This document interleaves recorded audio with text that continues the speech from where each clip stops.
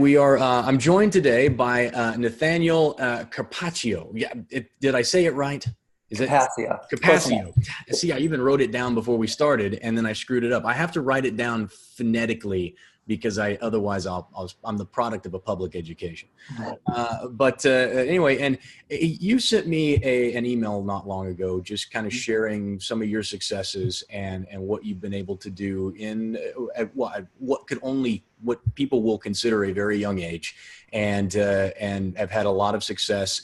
And I wanted to talk with you a little bit about what you did and how you did it, so that hopefully you can inspire some other people who are looking to do the same thing and who are wondering if they've really got it in them. So talk to me about where you were prior to starting your business.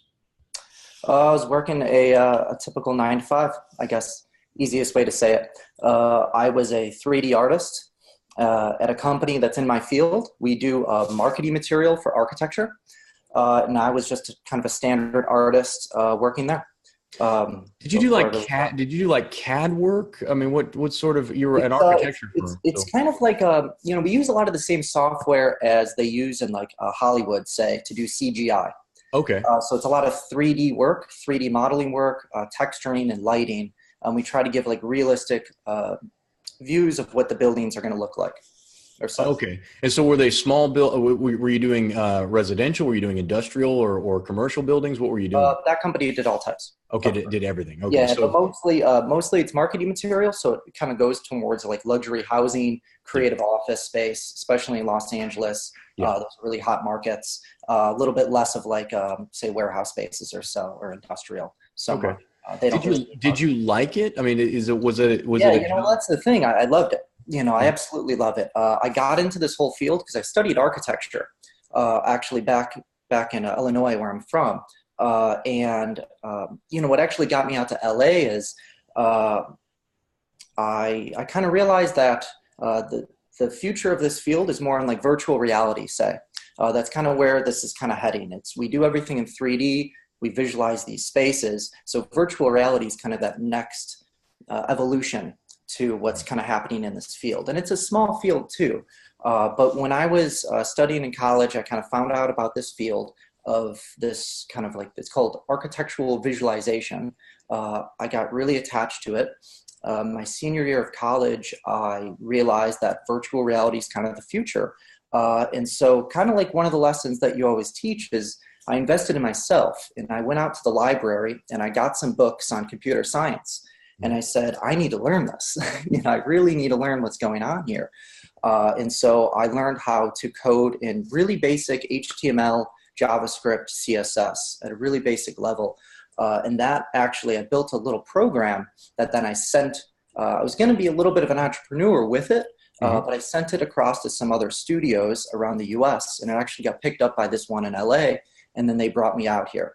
And so from college, that's kind of how I got into this whole field. And then it brought me out to Los Angeles. So that's an important point that I want to hit on for everybody who's listening, is that you didn't go to school to learn how to do this and then fall backwards into a job. This was something that you were going to school already. This was something that you were really. I was going to be an architect. Yeah.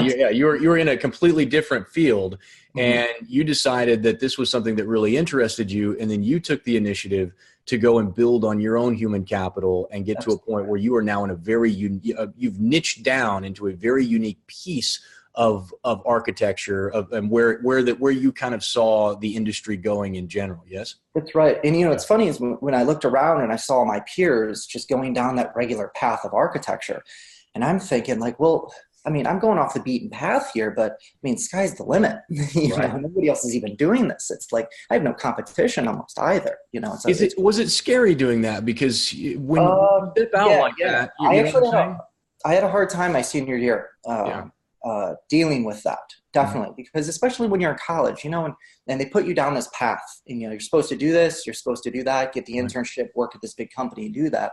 And I was kind of a bit rebellious on that or so. So at that time, it was scary, but it got easier, obviously.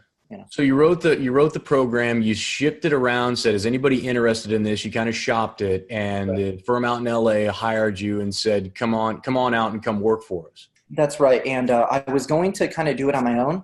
in the beginning, but then actually my family advised, they were like, well, you're 22. You have no business experience. You don't even know this industry. Maybe go work for somebody for a little bit, at least understand the dang industry a little bit. And I figured, the best place in the United States to learn how to be a 3D artist is Los Angeles. So it was a good opportunity to kind of come and do that or so. Do you feel like that was good advice that your parents gave you to say, go and live in the industry for a little bit and learn it before you go out on your own and get into start your own business in that industry? I think so. I think it was too. I think that was really smart of your parents to say that. It was actually my brother. It's funny enough. What's that? It was actually my brother's. Oh, well, there you go. Well, Yeah. no, because I think about it, and I am a big believer in internships. And what you essentially got was a paid internship to come I and got a learn master's degree and I got paid. That's exactly right. Yeah. So you got to learn the industry because there's stuff you just will never learn in college about how the industry really works when when you've got boots on the ground. And so that was a really smart thing. It was really great to know, just what the market price is. When coming out of college, I had no idea. I could make something up, but I had no idea how I could really leverage to get the best price possible. I would have way underpriced myself coming right out of college, because I would have done it for $100 Right. right out of college, so it was really great to know that as well. Yeah, and that we talked a little bit on the show yesterday about pricing and just how relative pricing is, and what you significantly undervalued your value to the market versus what they would have paid, and so that was a smart move to go and work for somebody else for a period of time. So what was the intention always to get out on your own, or was the intention? No, I had inklings to do it. It's like I feel like I've always kind of had that itch, but I was also fine kind of working there too. I really enjoyed it. I was learning a lot. I was kind of moving up in the ranks of that company as well. Yeah. But I think what really kind of did it for me was I wasn't building any wealth there at that company. And I was kind of having a hard time with that, especially like listening to a lot of your show. And it's like, well, I actually do want to build a lot of wealth here, and in kind of working that 9 to 5, I kind of had trouble with that, because you look at the end of the month and there's a little bit of money left and you're like, how can I really grow this into something really large here? And then I was kind of looking and it's like, well, I can fight really, really hard and I can work 60, 80 hours a week for this company and maybe get a $5,000 raise at the end of the year. Mm-hmm. And it's like, no, thank you. It's like I kind of wanted those shackles to be off and to say, if I want to work 100-hour week, I want to get paid for that. I know my value here. I can put a price on it, and I want to be able to make what I can. As hard as I can work, I want to make that as well because I do want wealth. Now, how much were you making? You don't have to answer this, but how much were you making at that time at the company? Is that something you can like $5,000 a month, $60,000. $5,000 a month. Okay, cool. Yeah. So $60,000 a year. Mm-hmm. Okay, so making $60,000 a year, which for a guy who's 25, years old, 24 years old, isn't bad. In LA, it's hard to live on that. In Poughkeepsie, it'd be easier, but Los Angeles is tough. I had no complaints, really. I could live a fine life. I didn't need to go into any credit card debt or anything. I could have an apartment. I could go out on the weekends. Sure. Yeah. So you were living the dream of a 26-year-old, but it wasn't enough. Well, I kind of looked at it and it's like, well, where am I going to be in 5 years? Where am I going to be in 10 years? And I kind of want a home. I do want some larger things in life as well. And sometimes too, it's like, not even a home. It's like, I want to build things. Even I got into architecture too, and it's like, I got into architecture because I want to build buildings. And I can't build a building on $5,000 a month. Right. You need capital to do that, and there's a lot of other side projects I want to work on. My mind is always active with something, and I kind of realized it's like, I need capital, Right. I need some wealth here. I need some money here and able to really do what I want to do in the world.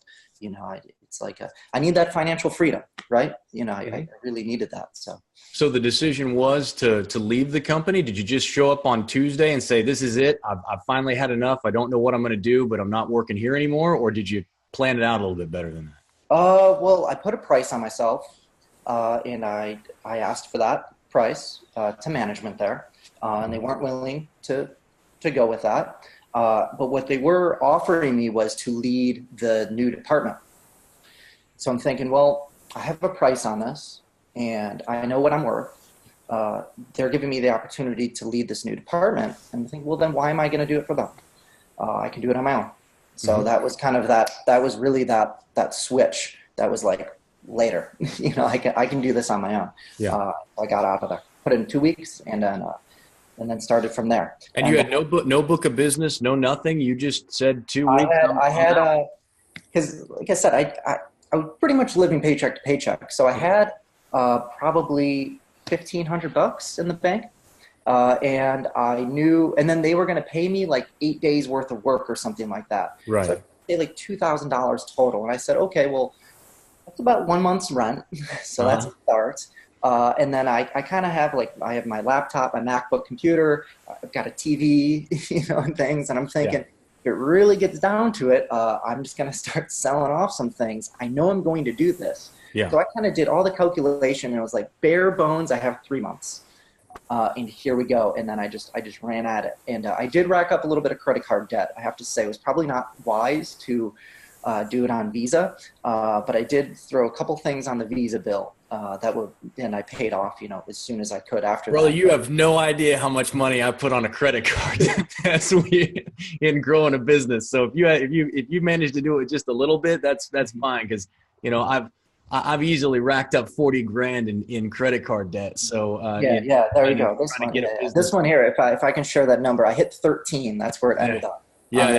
So I have to say, it did take some money there, and it was a risk, of course, but it was like, no, I believe in myself, and I know I'm going to do this, and I'm not going to stop until it happens. So what did you decide to do? So you're basically doing 3D rendering for this company, and they do it for a variety of different buildings.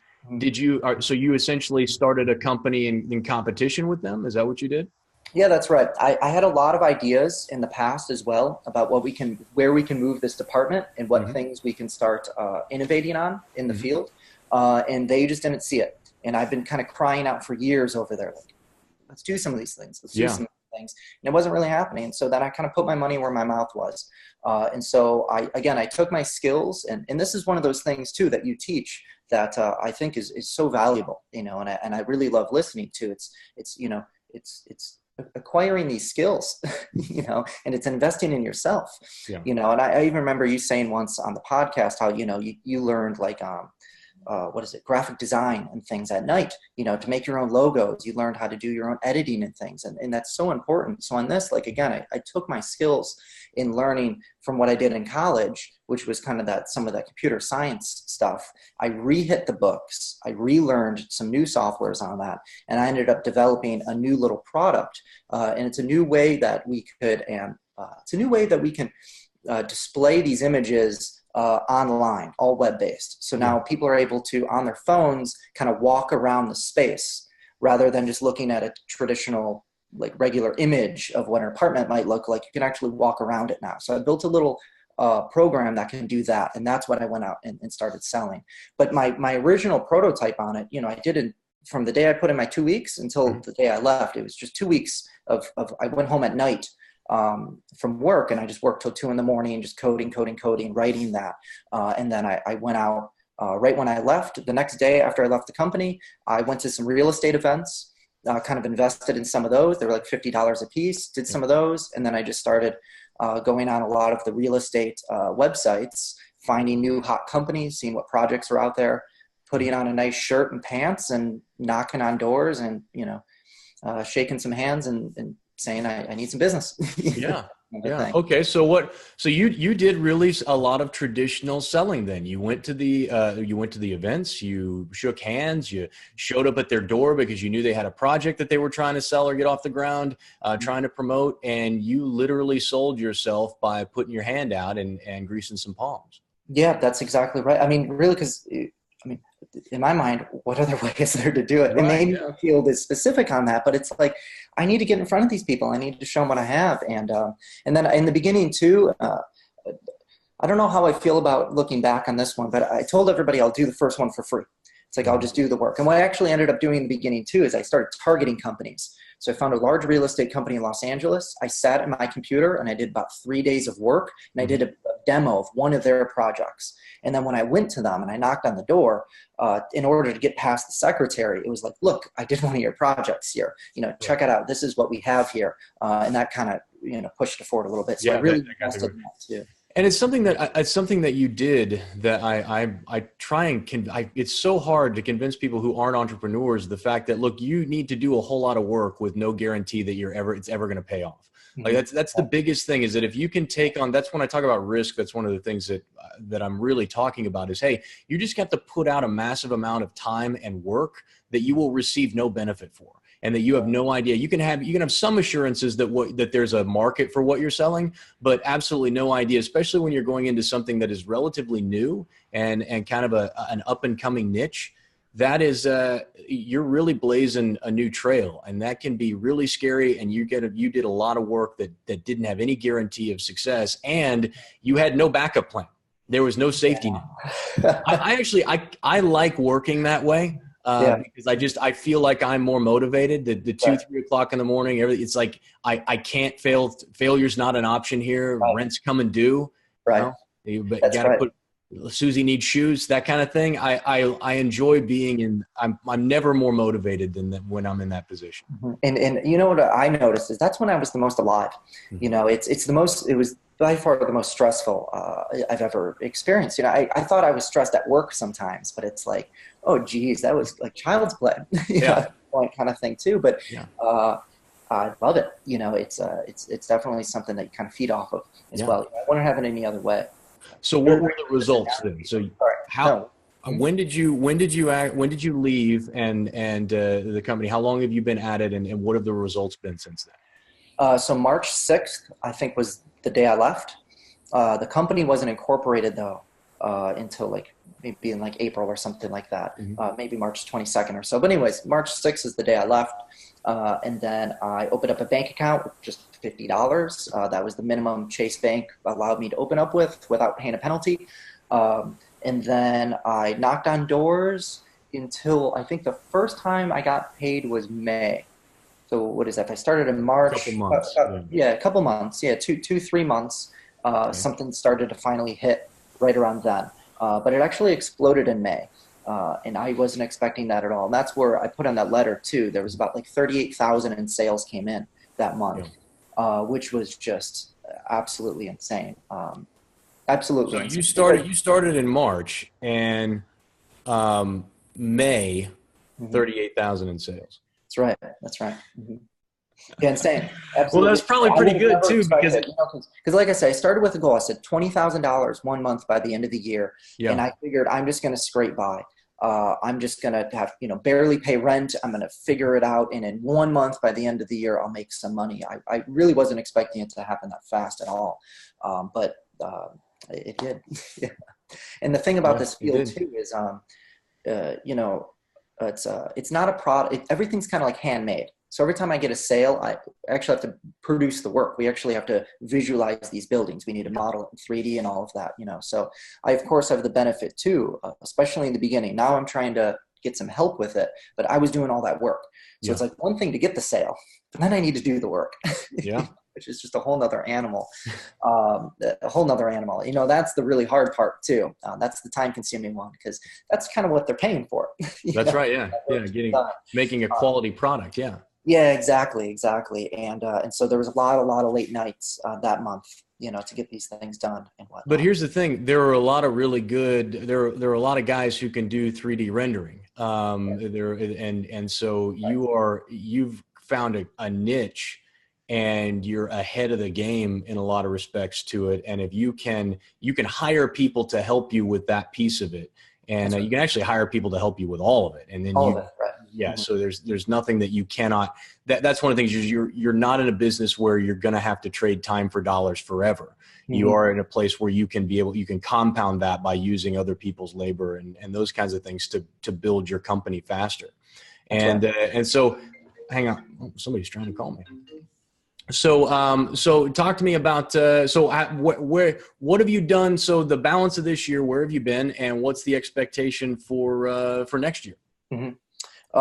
So like I mentioned in that email as well, so far we're at about 150,000 in sales so far. And next year, like I also mentioned that letter, it's like we're looking at a 500,000 or so. I'm pretty confident we can do Mhm. that. Definitely confident we can do that. But even to like what you said, and that's one thing that's really been on my mind too is adding that zero. It's really thinking a lot bigger here, and really where we're taking this. So if we were to move our current route, it looks like I could probably have a team of about like four by the end of next year. Like I said, I could probably do in 500,000 or so. But right now I've kind of actually taken kind of a step backwards and kind of looked at a 30,000-foot view here. And I'm really working right now, spending my time thinking, how do we really add that zero? How do we think 10 times bigger and really attack 2019 in a really big way? That's Um, brilliant. yeah, well, it's brilliant, but I don't have an answer yet. Well, no, but that's okay. Asking the question is what's important, and that's critical. You said that you went and worked for this company, and you would have, had you stepped right out into the market, you would have significantly undervalued what it was you had to offer. And I think we all do that all the time. We all have these self-limiting beliefs that keep us from asking for or demanding from universe, whatever, what we really want. And the truth is, you don't want $500,000 next year. You want 5 million next year.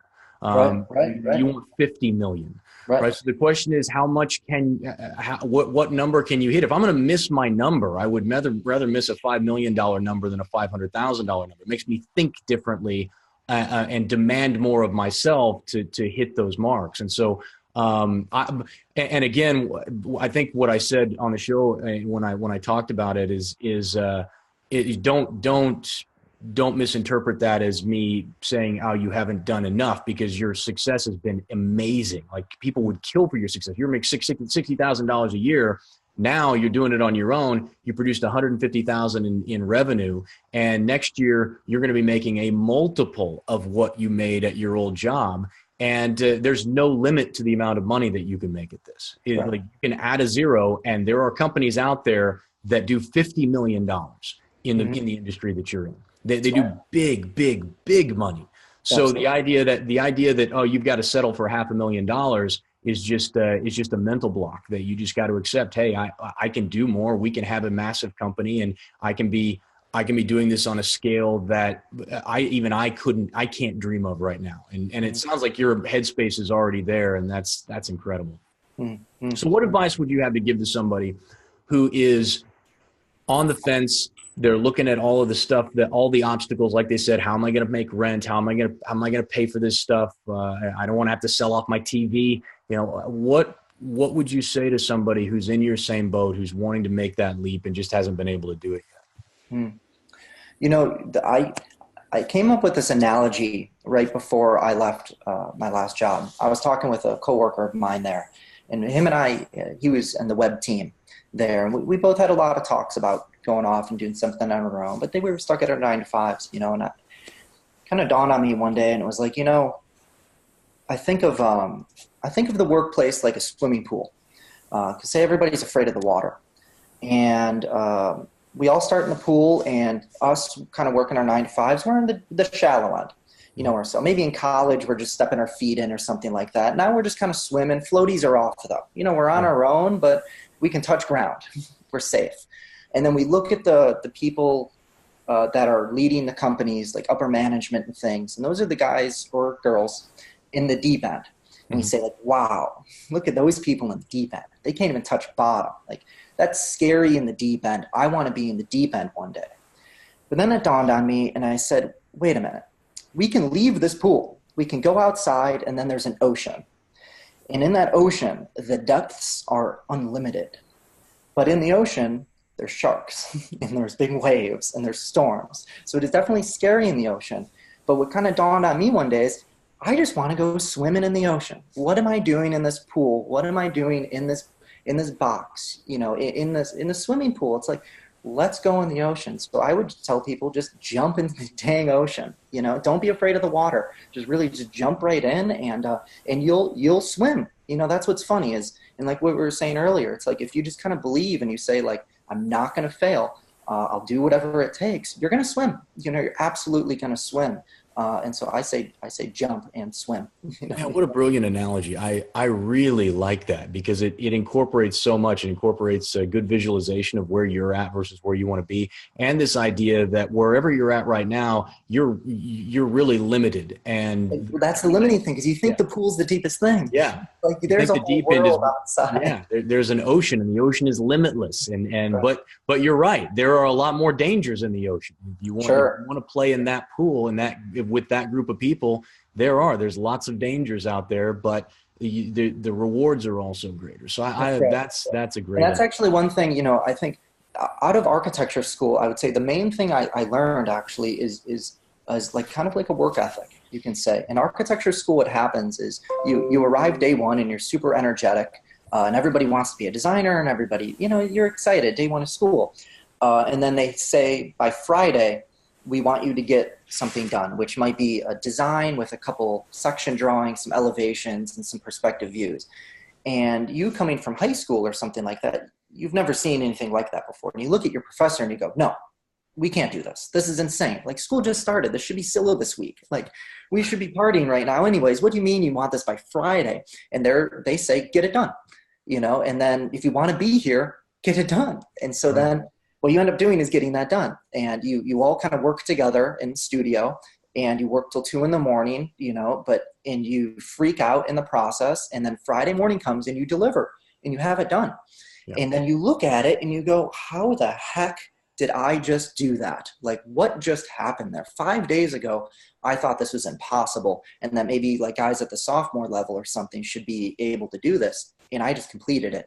And then in architecture school, of course, again, then they say the next week, well, that was just the first project.